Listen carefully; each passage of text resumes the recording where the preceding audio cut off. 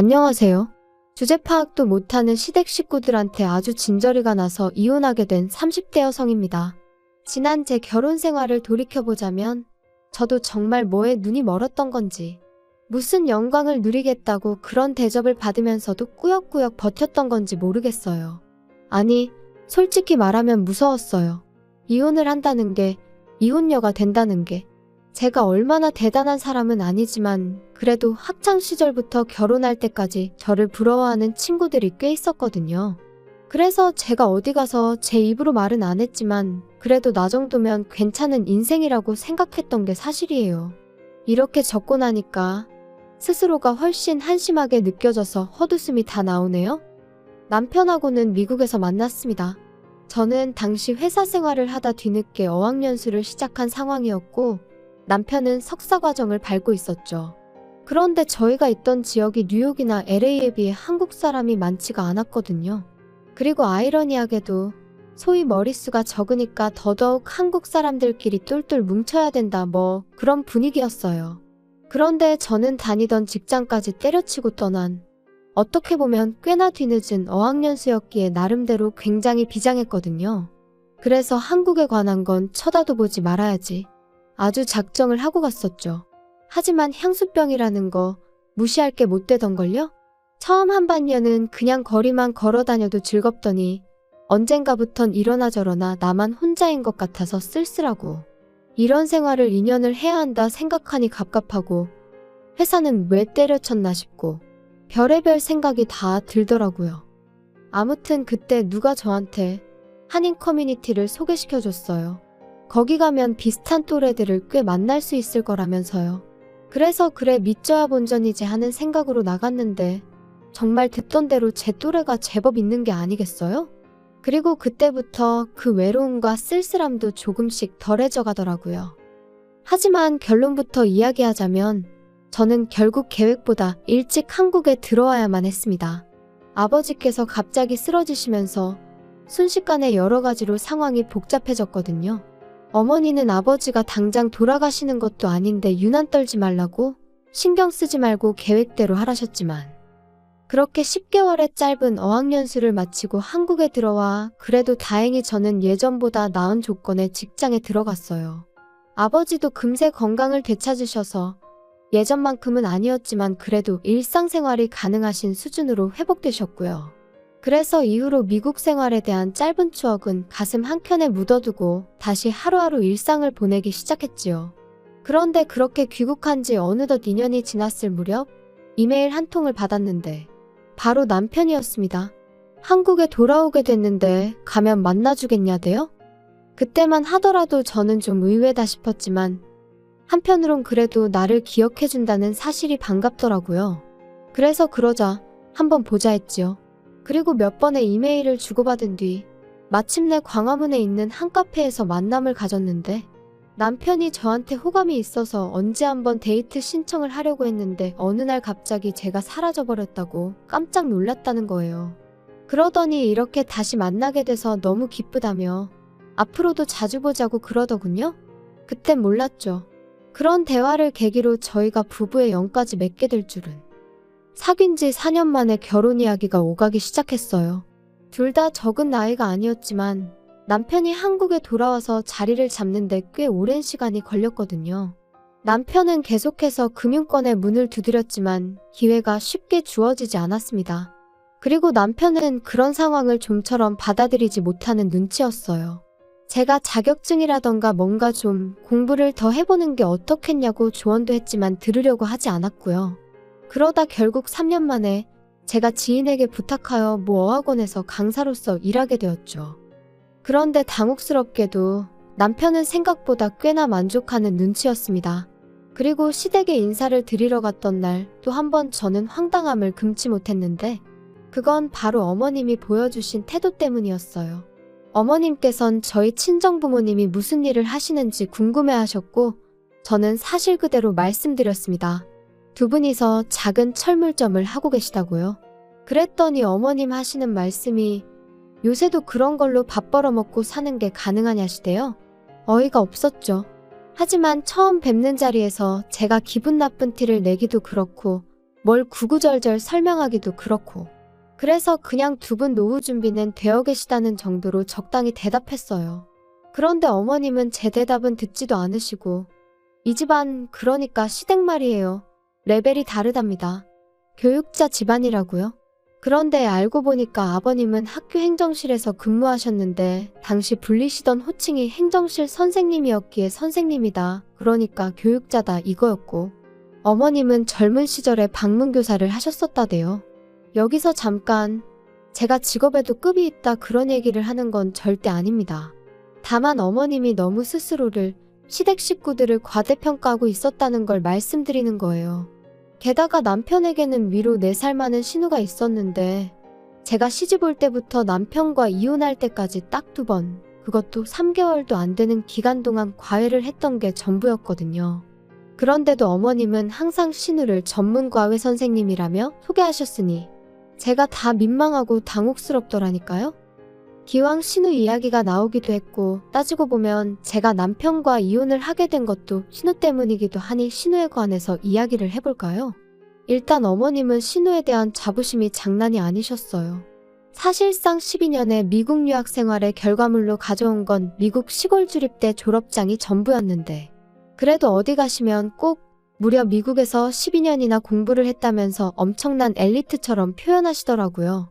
게다가 신우가 유학하며 쓴 돈이 경기도 아파트 한 채 값은 된다며 은근슬쩍 당신의 재력을 뽐내길 좋아하셨는데 정작 저희가 결혼할 땐 한 푼도 보태주지 않으셨습니다. 그래도 저 단 한 번도 서운하다 어떻다 말하지도 않았고 그런 생각도 없었어요. 애시당초 바라지도 않았으니까요.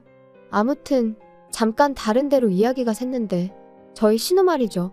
아무리 어머님이 밖에서 이런저런 미사여구를 덧붙여 자랑을 하고 다니셨어도 현실은 나이 38살에 계속 부모님한테 손 벌려 용돈 타쓰는 한마디로 그냥 백조였어요.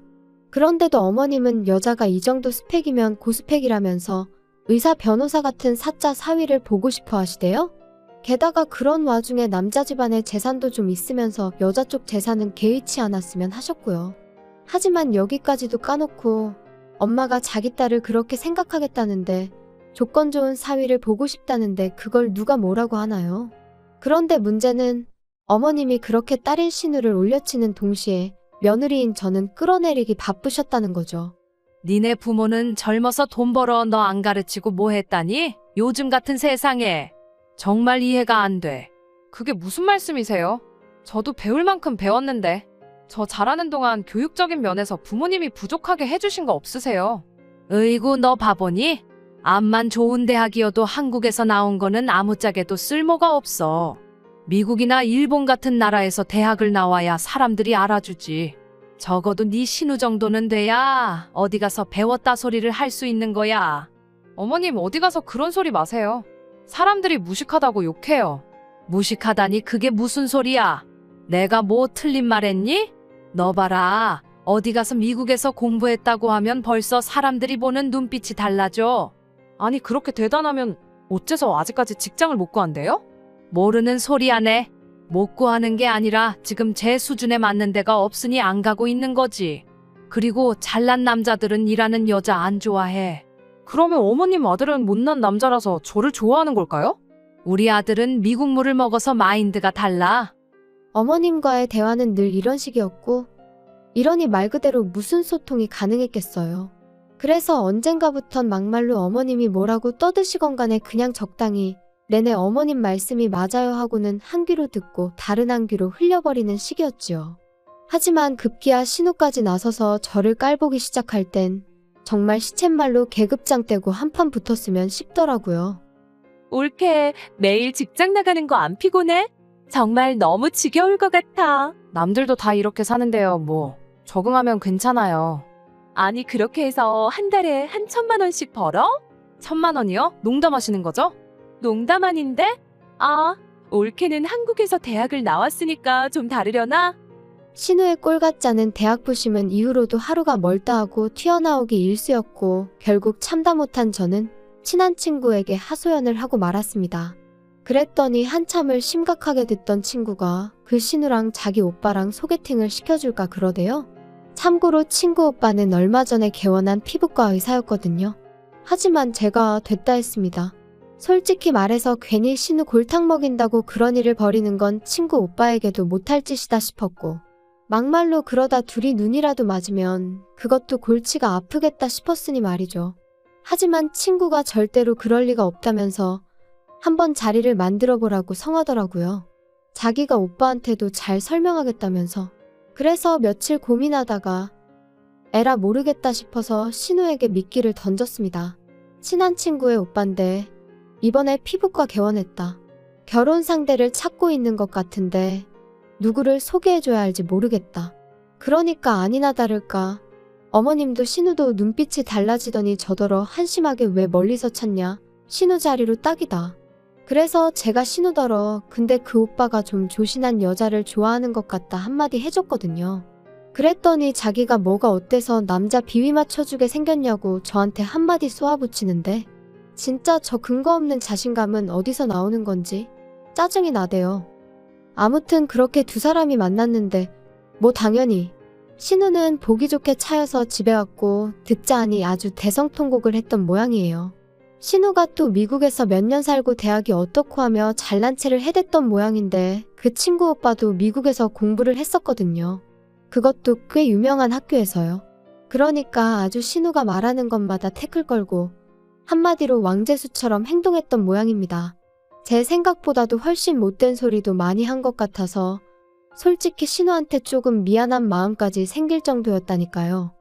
그래도 다행이라고 해야 할지 그 소개팅 이후로 신우는 한동안 풀이 죽어 있었고 덕분에 말도 행동도 전과 달리 좀 조심스러워진 듯 했어요. 하지만 개가 똥을 참냐는 옛말처럼 본성이 쉽게 바뀔 리가 없었죠.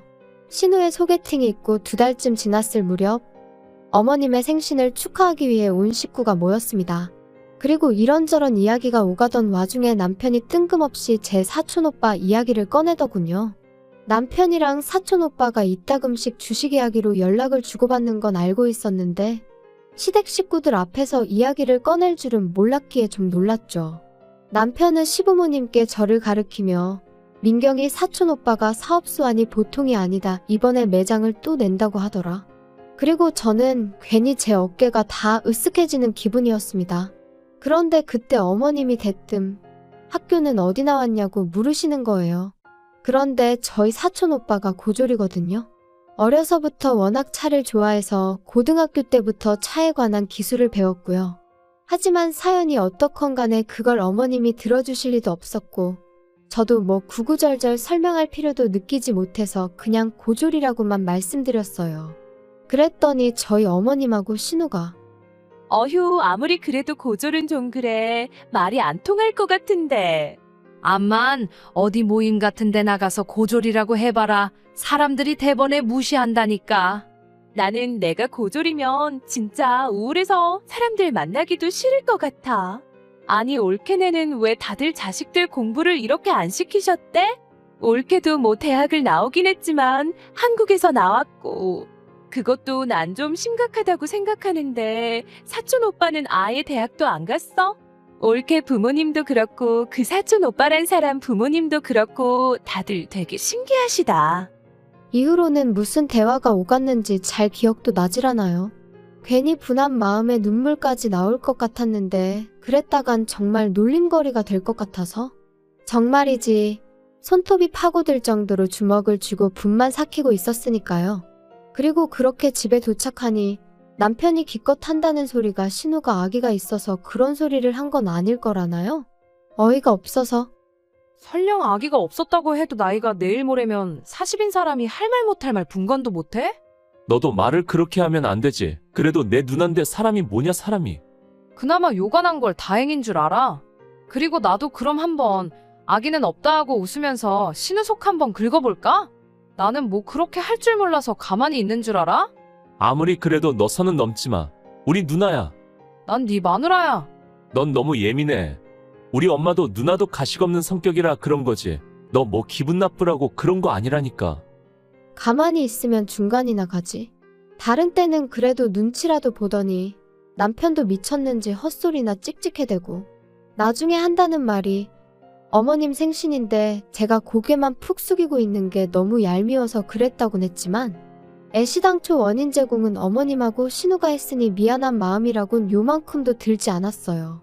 그래서 그날 이후로 며칠 동안은 남편을 본체만 체하며 지냈거든요. 그랬더니 답답했는지 나중엔 자기가 미안하다고 사과를 하긴 하더라고요. 한편 그 무렵 저는 사촌 오빠로부터 뜻하지 않은 선물을 받게 되었습니다. 중고가로도 무려 1억이 넘는 자동차였죠. 기쁘기보단 당황스러워서 이걸 나를 왜 주냐 물으니 일단 자기가 새 차를 뽑기도 했고 그러면서 하는 말이 이모가 아팠을 때 제가 병간호를 해드린 게 너무너무 고마웠다나요? 그래서 이런저런 이유로 저한테 주고 싶었다면서 팔고 싶으면 팔아도 된다 그러는데 이걸 받아도 되나 싶어서 결국 이모한테 전화를 했더니 오빠가 준 거니 기분 좋게 받으면 된다 그러시더라고요. 그래서 오빠랑 저랑 한 일주일 정도 실랑이를 한 끝에 제가 타기로 했어요. 그런데 남편이 너무 부러워하는 거예요. 그리고는 자기도 끌고 다니게 해줄 거냐는데 마음 같아선 솔직히 안 된다고 하고 싶었거든요. 그런데 한편으론 내가 너무 치사한가 싶어서 결국 그러라고 했죠. 그리고 그렇게 차를 넘겨받고 꼬박 한 달째 되던 날 아버님 생신이었어요. 차를 끌고 가면 오히려 더 막힐 것 같아서 지하철로 가자니까 저더러 뭘 모른다며 시내를 다닐수록 비싼 차를 끌어야 된다고. 사람들이 다 알아서 비켜준다나요? 아무튼 결국 남편의 고집을 이기지 못하고 그렇게 강남까지 그 차를 끌고 갔습니다. 그리고 주차장에서 차를 떼고 내리는데 건너편에서 시부모님과 신우가 저희를 보고 있더라고요. 일단 식당 안으로 들어와 자리를 잡고 앉았습니다. 그리고 아니나 다를까 잘 지냈냐 뭐 그런 인사도 없이 대뜸 신우가 좀 전에 그 차 뭐야? 차 뽑았어. 그거 1억 넘잖아. 너네 그럴 돈이 어딨어서 차를 뽑았어? 그럴 리가. 저번에 말한 민경이 사촌 오빠, 그 형님이 주신 거야. 민경이한테 뭐 고마운 일이 있었다고 그래서 주셨다고 했는데 맞지? 뭐 그랬지. 신우의 눈이 휘둥그레해지더니 아니 그런 걸 막 줄 수 있는 정도로 돈을 잘 버냐고 묻더라고요. 그리고 저는 순간 지난번 일이 떠올라서 그렇다고 대답해버렸어요. 사실은 사실이었으니까요. 그러자 신우가 몇 살이냐 여자친구는 있냐? 그때부터 은근슬쩍 오만 가지 질문을 다 하대요. 그러더니 급기야 며칠 뒤 어머님이 저더러 따로 좀 만나자 하셔서 나갔더니 신우랑 둘이 나오셔서는 저희 사촌 오빠랑 신우랑 소개팅 자리를 만들어 보라고 하셨습니다. 솔직히 나이가 많은 게 마음에 걸리긴 하는데 그래도 뭐 들어보니까 네 신우 남편감으로 그럭저럭 괜찮은 것 같으니 자리 한번 만들어봐. 어우 싫어요 어머님. 안 돼요. 제가 중간에서 너무 불편해질 것 같아요. 아니 네가 불편해질 게 뭐가 있니? 오히려 더 좋지. 괜히 이상한 집구석하고 얽히느니 겹사돈이 100배 1000배 낫지. 너 참 이상하다. 아유 어머님 진짜 저 곤란하게 왜 이러세요? 형님도 무슨 말 좀 해보세요. 아니 두 분 다 그렇게 학벌부터 보시더니 저희 사촌 오빠 고졸이라니까요? 고졸이나 마나 돈 잘 번다며. 그러니까 일단 한번 자리라도 만들어봐. 어머님 저 정말 못 들은 걸로 할게요. 그리고 저희 사촌 오빠 눈 높아요. 거기는 학벌만 안 보고 나머지를 다 따져요. 나머지를 다 따진다는 게 도대체 무슨 소리냐? 너 지금 네 신우가 학벌 말고 다른 건 다 뭐 별 볼 일 없다는 거야 뭐야? 제가 그런 걸 제 입으로 말씀드리기는 어렵고요. 차라리 결혼정보회사라던가 그런 데를 가보시면 어때요? 아무튼 사촌 오빠하고 자리를 만든다던가 그런 일은 못해요. 아셨죠? 그리고 저는 제가 그 정도로 거절을 했으면 어머님도 신우도 솔직히 자존심이 상해서라도 더는 말을 꺼내지 않을 줄 알았습니다. 하지만 웬걸요. 급기야 어머님께서 다름 아닌 제 친정어머니한테 연락을 드렸더군요. 그리고는 이모님 연락처를 물어보시면서 저를 며느리로 들인 후 학벌 좀 차이 나도 사는 데는 별 문제 없다는 걸 알게 되었다는 식으로 말씀을 하셨다나요? 그런데 저희 어머니 순간 우라가 치미셨던 모양입니다. 그도 그럴 것이 저도 어디다 말할 데가 마땅치 않으니 어머님이나 신우가 학벌 가지고 기분 나쁜 소리를 해댈 때마다 친정어머니한테 흉을 봤었거든요. 그리고 친정어머니 입장에선 당신 딴에는 충분히 가르칠 만큼 가르쳤다 생각한 딸이 툭하면 시어머니한테 신우한테 싫은 소리를 듣는다니 얼마나 마음이 상하셨겠어요. 그런데 어머님이 기어이 또 끝까지 학벌을 물고 늘어지듯 말씀을 하셨다니. 아무튼 저희 어머니께서 그럼 일단 그쪽 따님 조건 좀 들어보자고. 몇 살이냐, 회사는 어디 다니냐, 돈은 얼마나 버냐. 학벌 빼고 다 물어보셨던 모양이에요. 그리고 당연히 저희 어머님은 뭐 하나 제대로 대답을 하실 수가 없으셨으니 나중에는 약이 오르셨는지 젊은 남녀가 연애하는데 그딴 게 뭐가 중요하냐고 막 소리를 지르시더랍니다. 그런데 저희 어머니께서 그걸 아시는 분이 내 딸한테 그따위로 행동을 하셨냐고 또 받아치시고 그렇게 두 분이 수화기 너머로 대판 싸우셨더라고요. 그리고 그날 밤 남편이 저더러 장모님한테 말씀드려서 먼저 사과하시게 하라 했습니다. 어머님께선 싸우려고 건 전화가 아니셨는데 저희 어머니가 너무 예민하게 반응을 하셔서 상황이 이렇게 된 거니까 전적으로 저희 어머니 책임이라면서 말이에요. 하지만 제 생각은 달랐습니다.